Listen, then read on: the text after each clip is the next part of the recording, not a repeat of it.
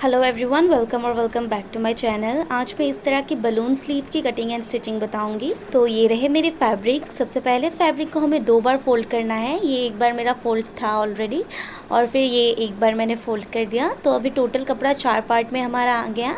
तो दोनों स्लीव हमारा एक साथ में कट हो जाएगा। अब सबसे पहले लेंथ के लिए मार्क करना है। तो जितना भी आपकी स्लीव की रेडी लेंथ है हमें उतना ही लेना है, क्योंकि 1.5 इंच हमारा सिलाई में आएगा और 1.5 इंच का हमारा बेल्ट भी आएगा नीचे। तो बराबर लेने से हमारा चल जाएगा पूरा। जैसे मेरा 8 इंच रेडी लेंथ है तो मैंने 8 इंच पर ही मार्क किया है। अब ऊपर की तरफ स्लीव की गोलाई के लिए मार्क करना है। तो आर्म होल मेरा 6 इंच है, 2 इंच हमारा मार्जिन मिलाकर 8 इंच हुआ और फिर 4 इंच की मैं लूजिंग रख रही हूँ बलून स्लीव की जो प्लीट्स बनेगी उसके लिए। तो टोटल मेरा 12 इंच हुआ।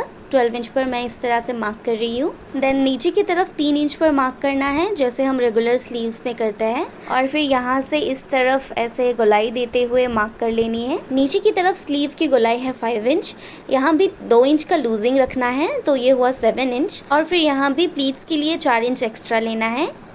फिर ऊपर से नीचे इस तरह से इन पॉइंट्स को मिला देनी है और फिर इन्हीं लाइंस के ऊपर कट कर लेना है। मार्जिन सहित हमने लाइन खींची थी, तो इसी लाइंस के ऊपर अब कट कर लेनी है।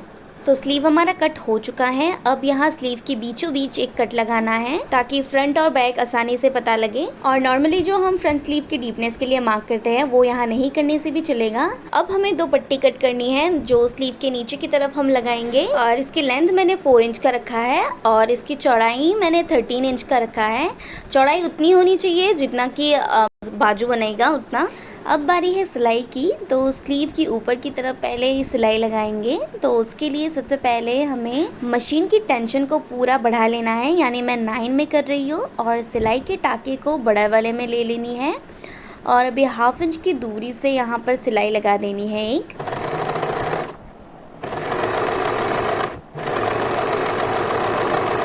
तो पूरे स्लीव के ऊपर में मैंने ये सिलाई लगा दी है 1/2 इंच की दूरी से। अब हमें थ्रेड को थोड़ा लंबा रख के कट कर देनी है और फिर कोई भी एक धागे को हमें इस तरह से खींचना है। थोड़ा थोड़ा करके कपड़े को इस तरह पीछे लेते जाने से फ्रिल्स बनती जाएंगी अपने आप। और यहाँ साइड में एंड में मैंने फ्रिल्स नहीं बनाया है क्योंकि ये दिखेगा नहीं इतना, इसके लिए। और फिर दूसरी तरफ से भी धागे को खींच के इस तरह फ्रिल्स बना लेनी है, इस तरफ से भी। अब मैंने दोनों तरफ से फ्रिल्स बना ली है और ये मेरा कंप्लीट हो गया है। तो मैं इसको नाप के जब देख रही थी तो ये ज़्यादा छोटा हो गया था। तो इस तरह से बाहर की तरफ कपड़े को खींचने से फ्रिल्स खुल जाएगी, तो ये थोड़ा बड़ा हो जाएगा। अब इसे टॉप पार्ट के साथ अटैच करना है। तो टॉप पार्ट की शोल्डर और इसके बीच वाले पार्ट को एक साथ रखेंगे और दोनों फैब्रिक की सीधी साइड को एक दूसरे के साथ फेस करते हुए रखना है। और अभी देखिए बीच का कट ढूंढते ढूंढते यहाँ का जो फ्रिल है वो हट गया था। तो अभी इसमें मैंने एक छोटा सा प्लीट डाल दिया। मतलब बीच का जो प्लीट है वो सबसे इम्पॉर्टेंट है, बाकी जगह में रहे या ना रहे बीच का प्लीट रहना चाहिए। और यहाँ देखिए स्लीव मेरा छोटा पड़ रहा था, तो इस तरह से कपड़े को खींच देने से जो फ्रिल है वो खुल जाएगा, मतलब धागा टूट कर फ्रिल्स खुल जाएगी। बीच में फ्रिल नहीं खोलना है, बीच का इम्पॉर्टेंट है, मैं बार बार बता रही हूँ। ये साइड में ये वैसे भी नीचे ही रहेगा, तो यहाँ फ्रिल रहे या ना रहे कोई फ़र्क नहीं पड़ता। अभी देखिए ये मेरा बिल्कुल बराबर हो गया है। अब कपड़े को इस तरह से पलट कर दूसरे वाले साइड की ओर सिलाई कर लेनी है। और यहाँ भी देखिए फ्रिल्स में ज़्यादा से ज़्यादा बीच में ला रही हूँ, साइड में यहाँ भी छोटा पड़ जाएगा, तो मैं इसको खोल के पूरा प्लेन रख लूँगी साइड की तरफ। तो सेम उस साइड के जैसा ही मैंने इस साइड पर भी सिल दिया है। और अभी हमारा स्लीव कंप्लीट जॉइंट हो चुका है। देखिए ये कुछ इस तरह दिख रहा है। अभी स्लीव का ये जो नीचे वाला पोर्शन है यहाँ पर भी हमें फ्रिल्स डालना होगा। तो यहाँ पर भी 1/2 इंच या तो उससे भी कम लेने से भी चल जाएगा। इस तरह से सिल रही हूँ मैं, सेम जैसा ऊपर की तरफ को सिला था उस तरह से सिलाई के टाके और टेंशन को बढ़ाकर। और अभी धागे को खींचना है, तो इसके लिए मैं पिन से इसको अलग कर रही हूँ, क्योंकि धागा कभी कभी पूरा चिपक जाता है दोनों धागा एक साथ। तो इसको ऐसे अलग करके इस तरह से कपड़े को पीछे लेके जाके प्लीट्स बना लेनी है इस तरह से। तो पूरे में मैंने इस तरह से प्लीट्स बना लिया। अभी मैं इसको मेजर करके देख रही हूँ, ये अभी 11 इंच आ रहा है और मुझे इतना ही चाहिए क्योंकि रेडी मेरा 10 इंच आएगा और 1 इंच अंदर मैं मार्जिन रखूँगी। अब यहाँ पर हम अपनी इस पट्टी को लगाएंगे। तो स्लीव का जो उल्टा वाला साइड है यहाँ पर पट्टी की सीधी वाली साइड को इस तरह से मिलाकर रखना है और 1/2 इंच की दूरी से पूरे में सिल लेनी है।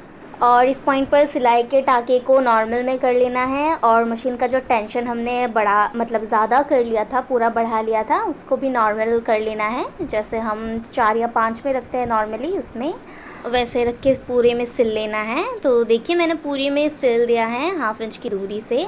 अभी पट्टी को इस तरह से निकाल लेना है और कपड़े को इस तरह से फ़ोल्ड करके सिलना है। लेकिन यहाँ पर मुझे इस पट्टी को थोड़ा छोटा करना था। 4 इंच का पट्टी था तो 1/2 इंच दोनों तरफ सिलाई में आके ये 1.5 इंच का पट्टी बनता, लेकिन मैंने 1 इंच ऐसे कट कर दिया, तो अभी ये 1 इंच का बनेगा मेरा पट्टी।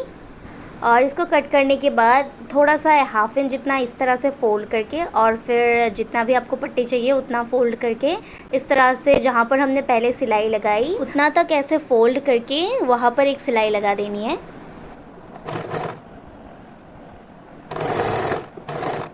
थोड़ा थोड़ा करके इस तरह फ़ोल्ड करते जाना है और सिलते जाना है।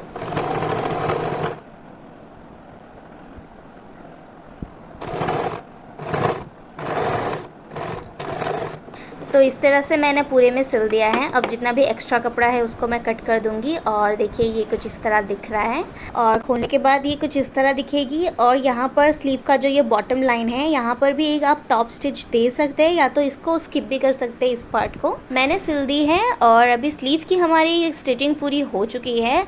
अब इसको इस तरह से फोल्ड करके यहाँ उल्टी वाली साइड से आपकी कुर्ती की फिटिंग दे देनी है। ओके, तो वीडियो यहाँ तक देख ही ली है तो please like and subscribe the channel.